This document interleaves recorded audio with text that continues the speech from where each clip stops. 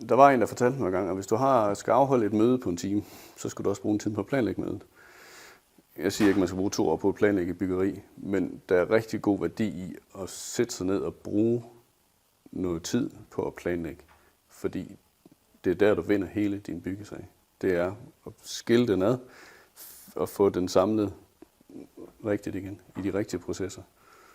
Så du har styr på din produktion, så du har styr på, at der er et ordentligt flow af den bemanding, der er derude.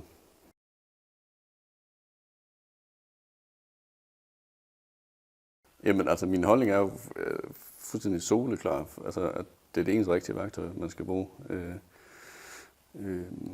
til planlægning i byggebranchen, fordi at man har, altså det er jo ikke bare en aktivitet, vi skal planlægge, vi skal også planlægge, hvor den skal være henne og alt muligt andet, og byggebranchen er så presset i dag, og alle er så presset, både på tid og økonomi og alt muligt andet, så det er vanvittigt vigtigt, at vi har styr på processen.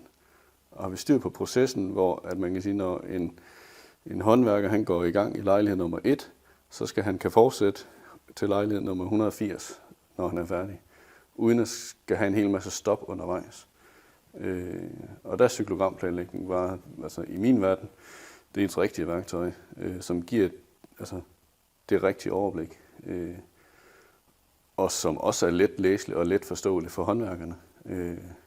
Godt være, der er nogen, der til at starte med lige tænker, de der skruer, det forstår jeg slet ikke. Men hvis man lige bruger 5 minutter på at forklare, hvad hele ideen med det er, så har du hele projektet på et A3-ark i virkeligheden. Ikke? Så det giver bare et meget, meget bedre overblik over, hvor man er henne. Man kan sige, undervejs i processen, når man er ude og lave staderækkesang og sådan noget, så ved vi også 100%, hvor vi skal være henne. Og vi kan sætte ind der, hvor vi kan se, jamen her er det ved at køre skævt, jamen så må vi jo tage en dialog med den eller de entreprenører, som har en udfordring af den ene eller den anden årsag, og så hjælpe med det.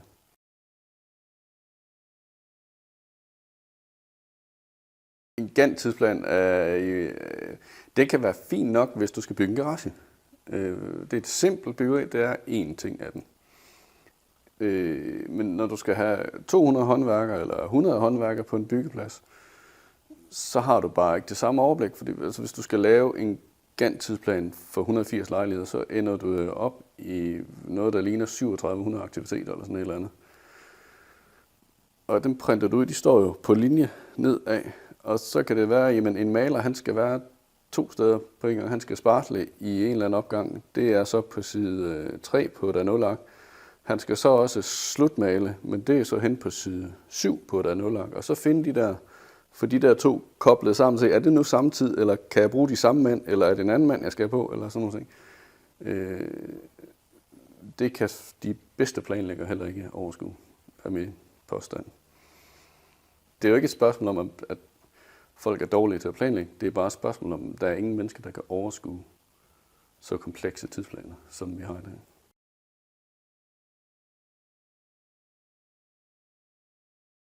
Jeg bruger cyklogramplanlægning hele vejen igennem hele byggefasen. Jeg bruger cyklogramplanlægning på facaderne, for eksempel. Det er der ingen gentagelse i.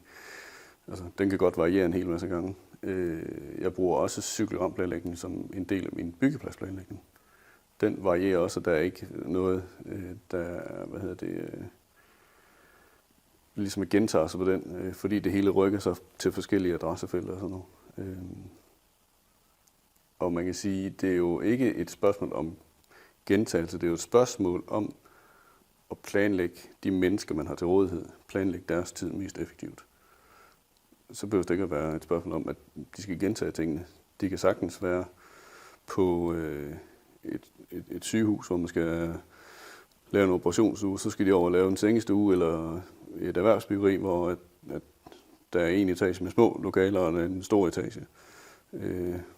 Eller en etage med store lokaler. Man kan sige, at du kan altid finde gentagelser, hvis det er det, du vil.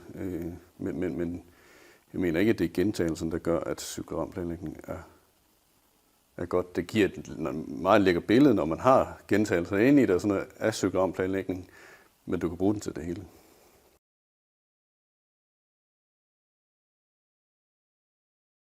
Man kan sige, det der kan være udfordrende, det er jo at få brugt tiden på at lave lokationerne. Altså, det tager længere tid at lave en tidsplan med cyklogramsplanlægning, end det tager at lave en almindelig Gantt. For man kan sige, altså, man er jo igennem alle processerne til at starte med, inden du sådan rigtig får lavet lokationerne. Fordi man er nødt til at få klumpet sammen, hvor har jeg nogle aktiviteter, der ligner hinanden, og så få klumpet dem sammen, så de her lokationer, de er så meget sammenlignelige, så dem kan vi sætte i en proces for sig, altså, sammen. Og så nogle andre lokationer, der passer sammen. Og for det puslespil til at gå op, det kræver selvfølgelig det kræver noget mere arbejde. Og man kan sige, det er endnu mere, hvis det er ren schedule-planer, man bruger. VQ Office, man bruger, hvor man har hele 3D-modellen med de rigtige mængder data inde og sådan noget, så er det selvfølgelig nemmere at begynde at skære i tingene, hvor man så kan se, jamen, hvad har vi af komponenter, hvad er det for et type arbejde, vi skal have med.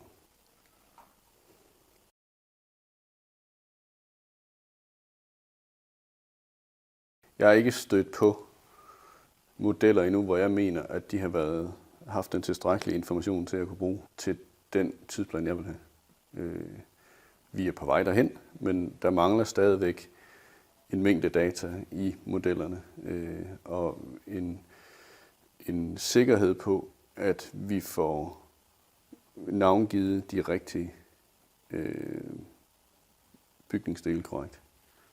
Og man kan sige, det er jo blandt andet derfor, jeg drager Exicum ind i rigtig mange af mine projekter, fordi det er de med til at påvirke.